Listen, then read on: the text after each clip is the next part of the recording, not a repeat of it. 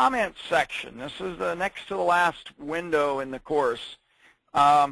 Several elements here. Number one, registration warning message. And again, this is a hey, pay attention thing. So if you need to put in a note that parking lot is tore up, park behind the building, I-35 is busted, come from the north, the instructor has changed, your new instructor is Fred Schwartz rather than Miss Obama, anything you want to have popped up for both students who might be registering online and the staff. If a staff member is going to look up a registration for this class, anything in that pop-up message will pop up on the screen to warn them.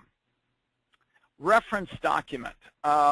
You can link to a document on the course. So again, if there was a syllabus that was a big long PDF syllabus, if this was a contract class and you had a contract form that you wanted to have a reference to, you can reference that in the reference document area.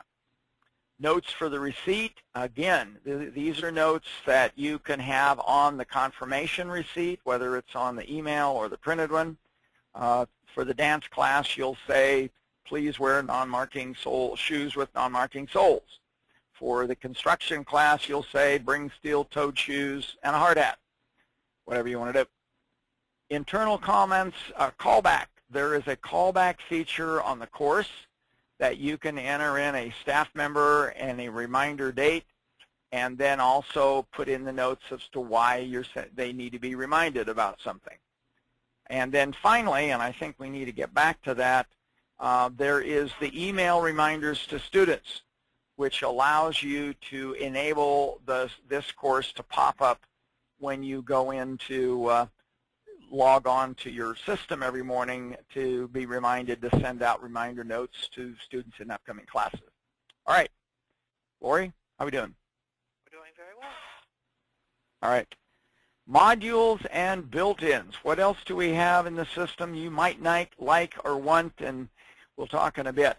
The two main modules for the back-end system is, number one is a package course module to allow you to bundle courses, and BOGO support for the web. Again, there is a webinar on that in the webinar archive. And then attendance tracking.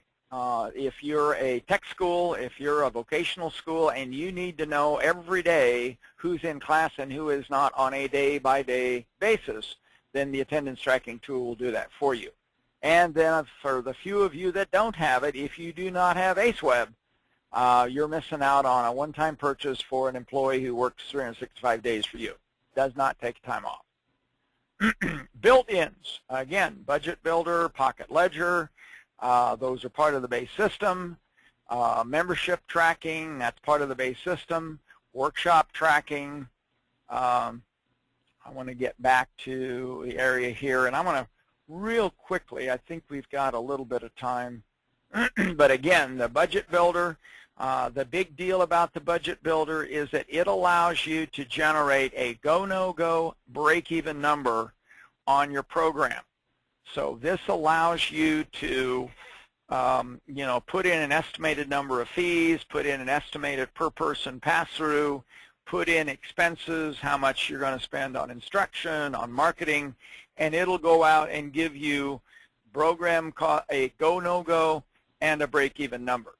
Again, very useful tool.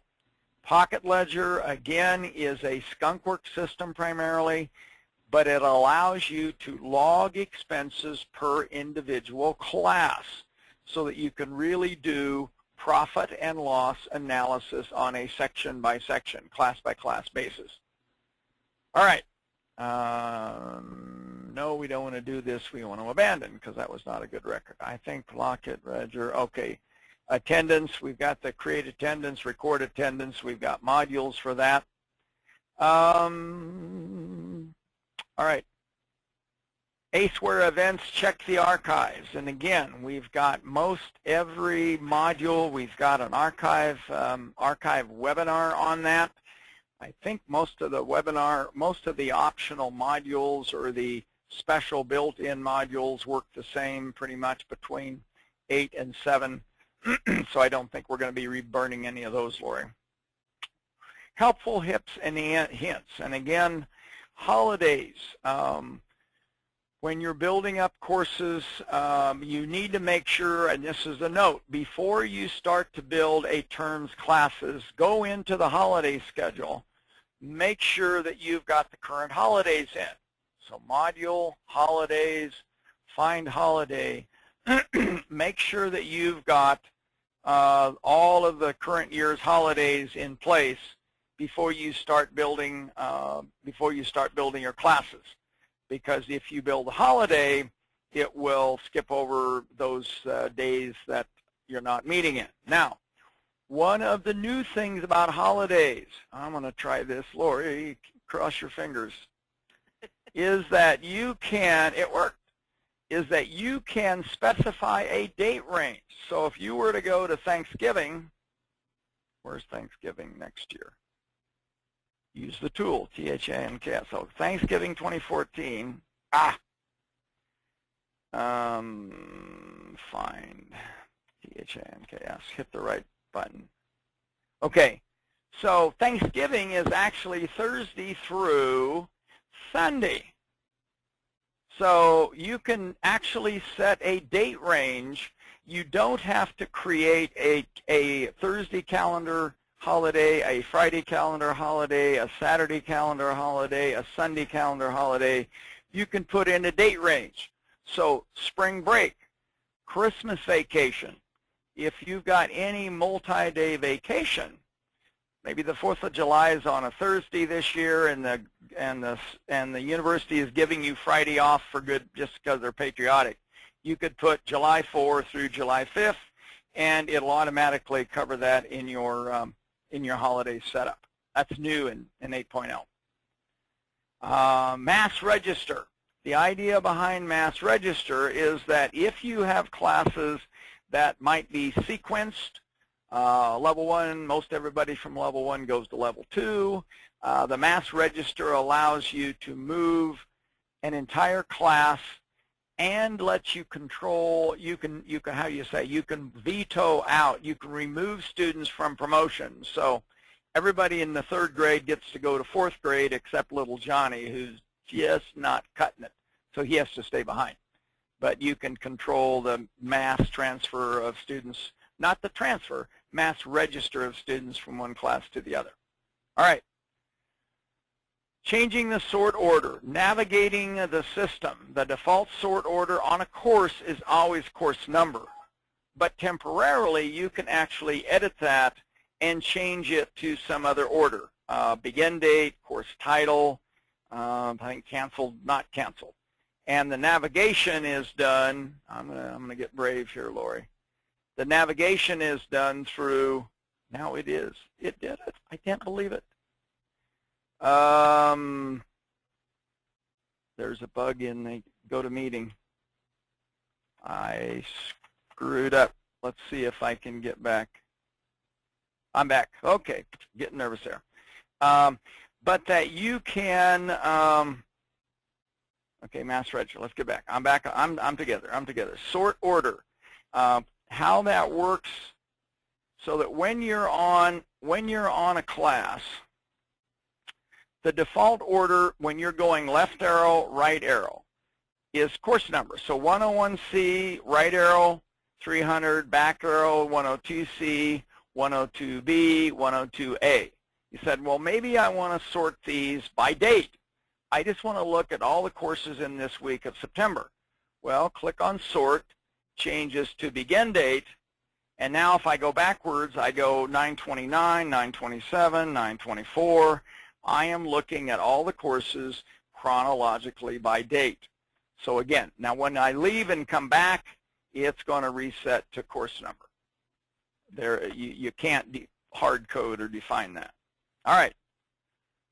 Favorites, we've talked a little bit about the F2 and the F5, my shortcut keys. These, again, are special tools. The beauty of the F2 key, for those of you that are working in Manager, if you're working on a record, boss comes in and says, quick, Lori, how many classes do we have next week? Well, rather than closing the name, going into reports, running the report, you press F2 and you say 7 days out. You hit the OK button. There are 3 classes meeting and the enrollment, yada, yada, yada. Hit escape and you are right back where you were with the record you're working on. So you haven't missed a beat. That is the F2 key. All of the keyboard shortcuts are referenced for you under the keyboard shortcuts menu. So you've got enrollment report, which we just saw, the F5 person grabber, pay grabber, the dashboard, special tools. Again, they're listed in F1 and they are all on the help guide. Again, we're going to enter a course from scratch. Yeah, I'm not sure we're going to have time to do a full native entry of one, Lori. Generally, if you've got a class where you're doing another section, again, rather than starting with add and just doing all fill in the blank from the get-go, you would do clone the course. And that allows you to take all of the old data from the original section, removes the dates so they're blank, you put a new course code, and you have to manually do the new course code, fill in the missing data, missing dates, edit any data that needs to be changed, hit save, and you have a new section. Very speedy. And again, you'll get a little pop-up for the course code, put in the new course code. Actually, voila, you have to, option questions. Yeah, the date, put in the date is cleared, and edit anything that needs to, and you're good to go. Mass clone, there is a mass clone tool. We'll cover these in a sec. Allows you to do, if you really have almost a carbon copy set of classes from one term to the other, and they all start kind of on the same time, almost like a high school or academic kind of model, the mass clone tool is out there. Email class reminder. Again, under the preferences inside of course, you have to turn that on. So if you're saying, well, I've never seen that email course reminder before, you have to go into course preferences. And this is one. So we go into preferences, we go into the course. You have to turn on the email reminders and then tell it how many days before the class starts do I want to start to see the reminder note. Generally, you're probably, vacation and notwithstanding, you're looking at a 3 to 5 day reminder note because you don't want to send it to them too far in advance. They'll forget it again. So, and again, on an individual class, you can check the box. That, again, is a preference. You can set up a preference on the course screen under your preferences to automatically check the email reminder on any new class that you create. So there is a preference to automatically check them.